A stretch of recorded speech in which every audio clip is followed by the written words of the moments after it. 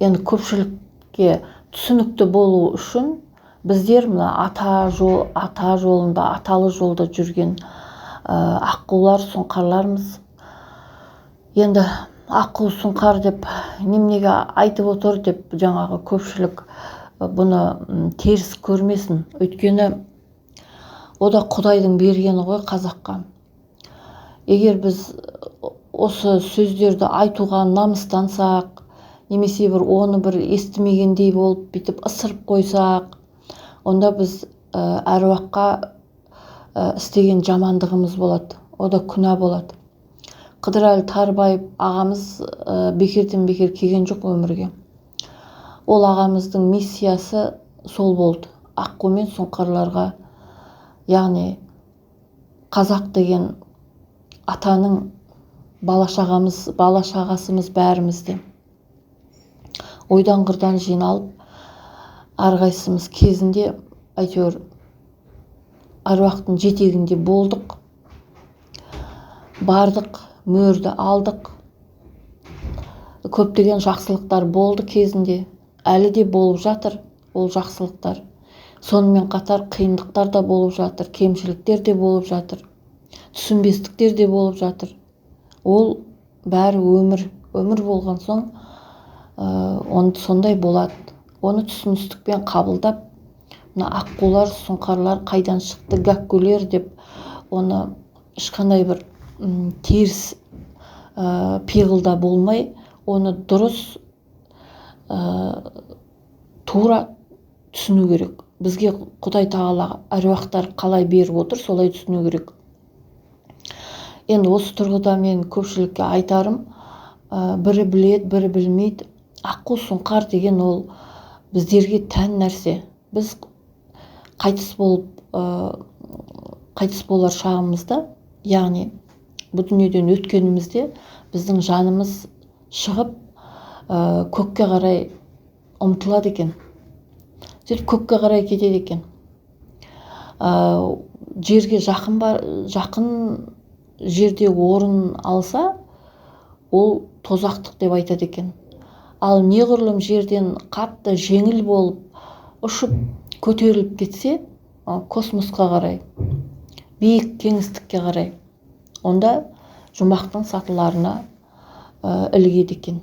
Неге жерге жақын жан ол тозақтық деп айтады? Оның да өзінің жаңағы себептері бар. Өйткені жер беті ол сынақ үшін берілген адамға дейді ғой. Адамның жанын жетілдіру үшін, сынақ үшін берілген осы жердің беті. Біз сол сынақтан дұрыс өте алмай, әртүрлі қиындықтарға барып, жағдайларға барып, өзіміздің мынау денемізді, яғни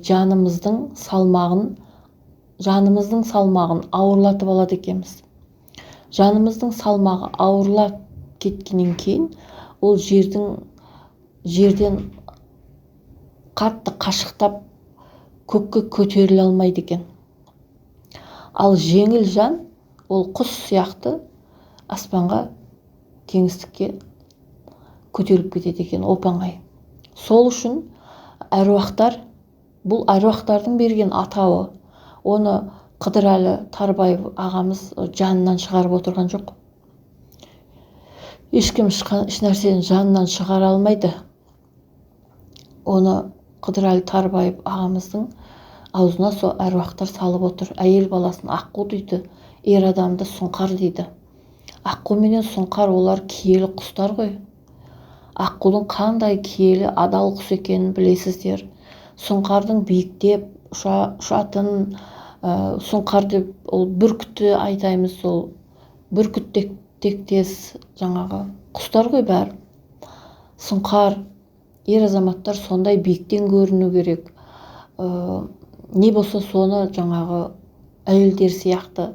Мысал үшін қазір бір мысал айта кетсек, дастархан басында отырғанда әйелдер әдепсіздікті көп жасайды ғой. Жаңағы аш қалғандай. Сол сияқты ер азаматтарды да байқауға болады.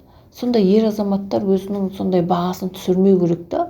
Олар сұңқар құсы сияқты, аққу сияқты біз қадір қасиетімізді жоғалтпауымыз керек.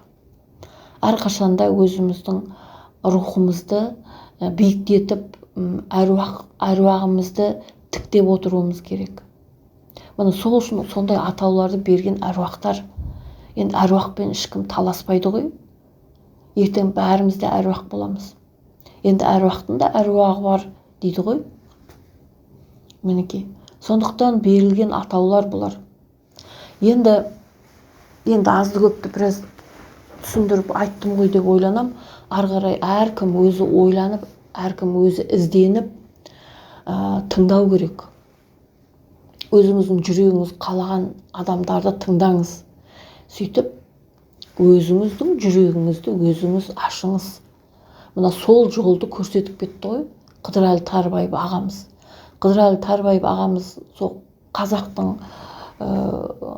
бәріне жетпейді ғой, өмір жетпейді оған адамның.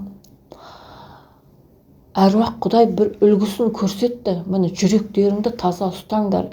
Мөрді алғанда жүрек тұсынан, арқа жағыңнан ұрды ол ағамыз. Ұрып өтті. Сонда сөйлеп кеткен адамдар болды. Не деген ғажап тірліктер болды.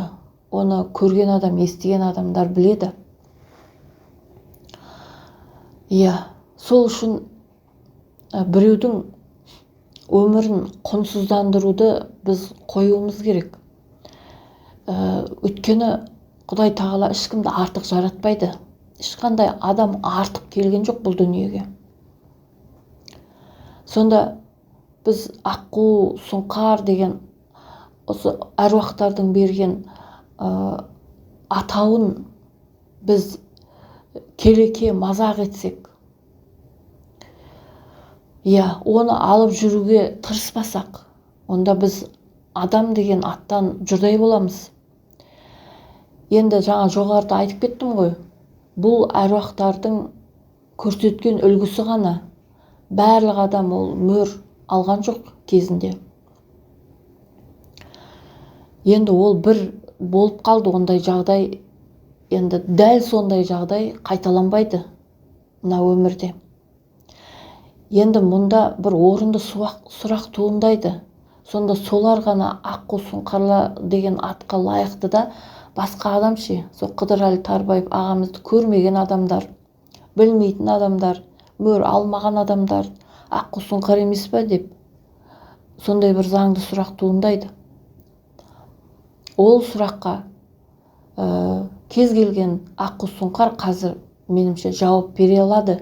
Кешегі күндері бізге өзімізге де ол сұрақ бір қиындық туғызатын, өзіміз көп нәрсені түсінбейтінбіз.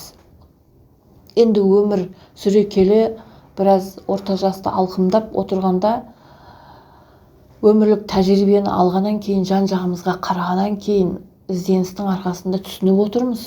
О жолдың қандай жол болғанын бәріміз де түсініп отырмыз.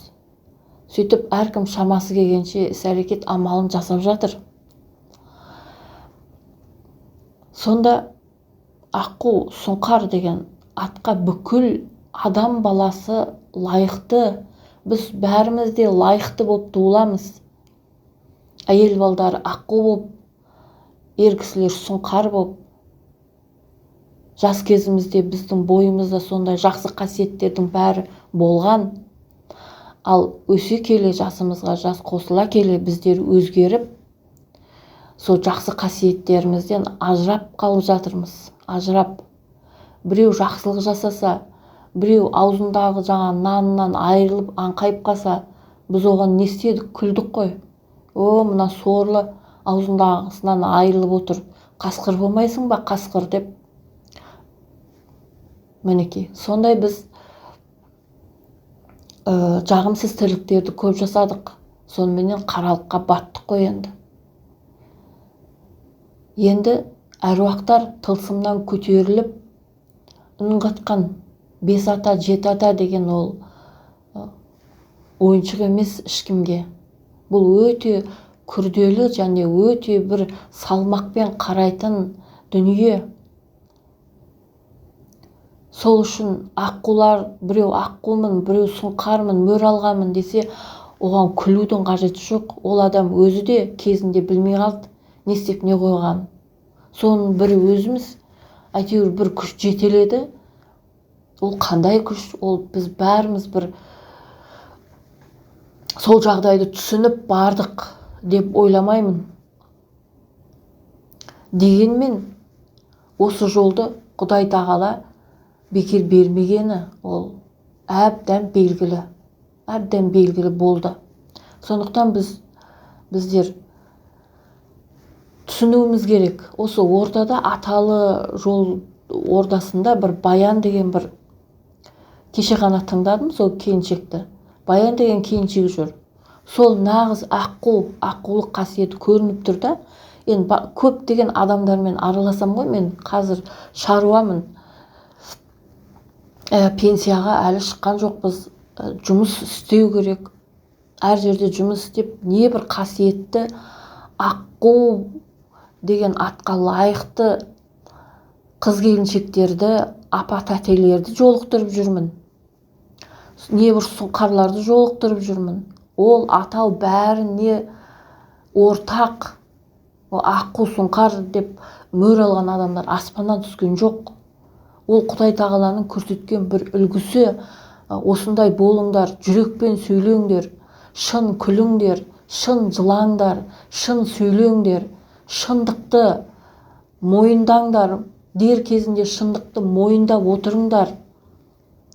Біреу сенің қателігіңді айтып отырса, оны мойындамай шыр көбелек жүгіріп, әйтеуір анан айтып, мынан айтып, басыңнан сөз асырмай, шалқаңнан түсіп, ондай болмаңдар.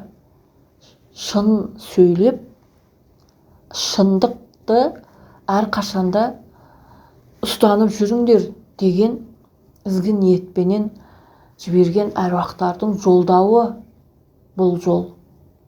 Бұл ешкімнің ермегі емес. Осы жолда қанша адамдар еңбек етіп жатыр.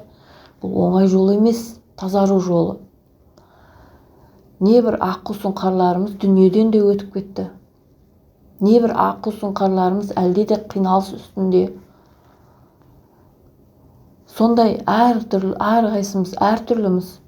Сондықтан бізді түсінуге тырысу керек та. Біз де түсіндік қой, уағында бұлай сөйлейтін аққу сұңқарлар болды. Мен аққумын, сұңқармын, ана кеп отырған адам пенде деп өзінің сатысын жоғары қойып қоятын болды. Ол енді дұрыс еместігі әбден бәрімізге белгілі болды. Біз бәріміз пендеміз. Аққулардың, сұңқарлардың пендешілігі асып түседі десем, ол қателескен болмаймын. Сол себептен де бәріміз де бірдейміз, бәріміз де Құдай тағаланың пендесіміз. Бәрімізге аққу, сұңқар деген ат ортақ. Аққу сияқты пәктігін, тазалығын сақтасын әйелдер. Ер азаматтарымыз биіктен көрінсін, ұсақталып кетпесін, ұрлық жасап, әйелге қол жұмсап деген сияқты. Сондай ғой бұл. Сол себептен құрметті бауырлар, құрметті қазақ деген атаның ұлдары мен қыздары әр нәрсеге біраз ой жүгіртіп, мынау көкірек көзімізді ашайық, жүрегімізді ашайық. Сіз шындықты мойындаған сайын, сіз шындықты айтқан сайын, сіздің жүрегіңіз ашылады. Міне сол жолды көрсетті әруақ Құдай Қыдырәлі Тарбаев, Момбайұлы. Сондай миссияменен өткен адам, сондай миссияны арқалап өткен адам. Ол адамның аты құрметті болу керек. Әрқайсымыз сол атты құрметтеп өтуіміз керек.